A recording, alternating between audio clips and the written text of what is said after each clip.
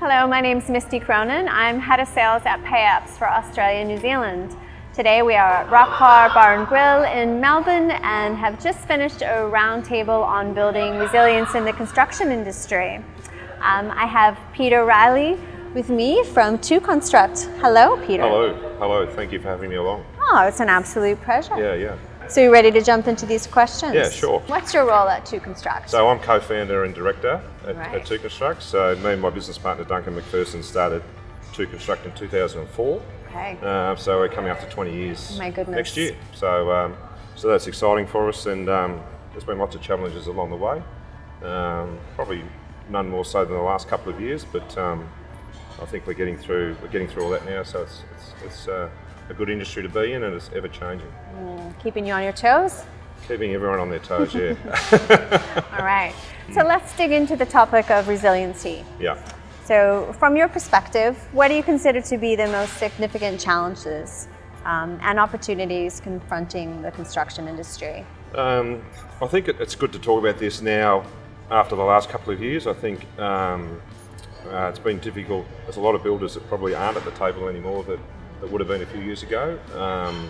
And the industry's been through a hit with price escalation mainly, and a lot of construction companies getting caught on prices pre-COVID to escalation. Escalation basically went up in our industry 30 to 40% in an 8-month period, and that meant a lot of subcontractors tipped out, and a lot of cost went into projects and time that unfortunately a lot of builders couldn't cover. So it really comes down to financial stability in the end, and it's making sure that businesses have enough equity in their businesses to keep it going.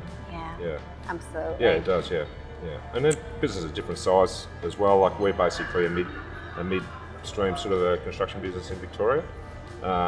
So in that sort of range, it's been an interesting space to be in. Yeah. So as the construction industry faces various disruptions, how well do you believe it's adapted to these challenges? And what level of resilience do you perceive within the sector to really manage it? I think it, like you mentioned earlier, it's size dependent and it's size dependent. Wisdom and experience. Yeah, it's experience, it's relationships, the whole industry is about risk. I think, as I said at the lunch to some people, it's been about, I think over 30 years in construction, the industry has had way too much risk put on its shoulders for whatever reason. Unfortunately, construction is in some areas it's a turnover game, so construction companies want turnover to keep an overhead going, and therefore the result of that is probably a poor margin on a job, if they have a margin at all. A common theme at the table today was really risk distribution. Risk distribution, yeah, correct. I think that's really would help turn the corner. Yeah, correct, from the attendees. Yeah. Okay, how does integrating and utilizing construction-specific technology play a vital role in enhancing resilience? I think this is a space that's changed a lot in the last 10 years, and more specifically in the last 5 years. Everything is pretty much a web-based system these days, which means it's accessible to your whole business. So it's accessible to the site teams and the management teams wherever they are at any point in time, whether they be at home even as well.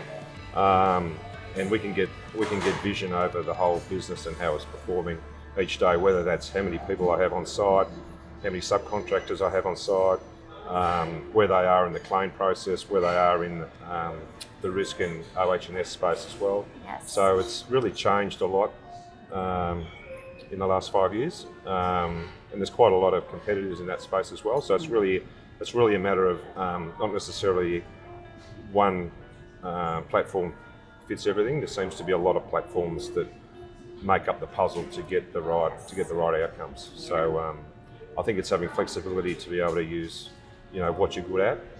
PayApps good at subcontractor payment schemes and so forth, and claiming, which has been fantastic for our business.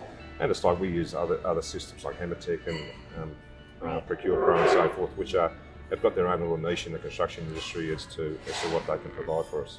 Yeah, there's many different providers, and focusing on really a specialty and core competency. Yeah, correct. Yeah, refine your craft. Yeah, it is. Yeah, and it's all about communication with your staff and with your clients, and and contractors these days. So Sounds like removing information from being in silos is I think so. really... Yeah. And it's also about making sure that you've got the right data.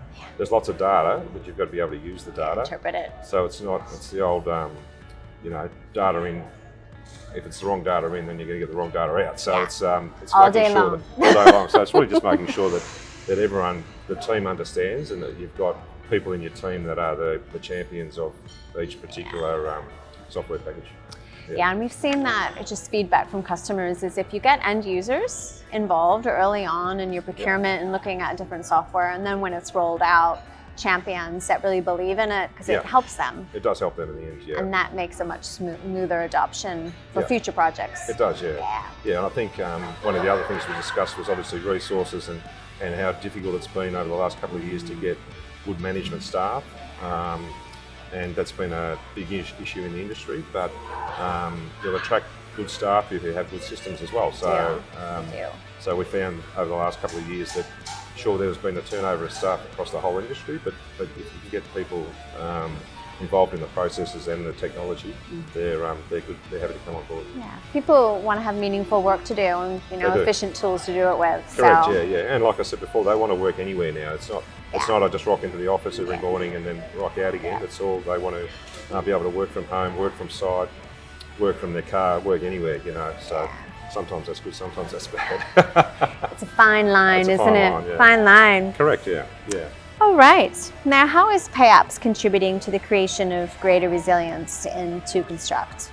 I think it gives us more vision over subcontractors and how they're performing. So I think we can sort of indirectly see how they're going by the way they're using the system. I mean, when we first started PayApps, there was some kickback from subcontractors because it was all new. Yes. They didn't know what they were sort of in for. But in the end, I think PayApps was a great benefit to them because it basically helps their administration more so than what they think, and it gives them vision over how they're claiming projects and where they're up to as well. So, and whether that be through retentions and variations and all sorts of things, it's been a great help to them. So I think from a resilience point of view, it's given us vision and it's given them vision on builders as well. So so they're all basically all our subcontractors all go on that system.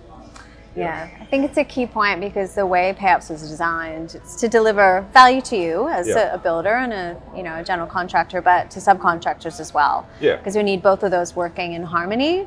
Correct. And information being shared and not kept in silos, and that's really something we stand beside. So it's wonderful you've witnessed that. Yeah, and like I said before, it's all about risk management now.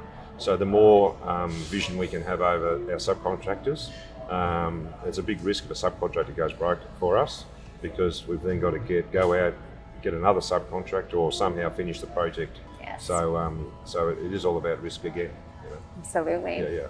In one sentence, what would be your biggest advice for companies seeking to improve their resilience? I think to embrace technology and embrace what technology is going to bring to the construction industry. So that's more than one line, sorry. I think that was fine. Yeah. Peter, thank you so much for your time today. You've been really generous, and I hope you had a good afternoon. No worries, thank you very much. Thanks for having me. Pleasure. Thank you.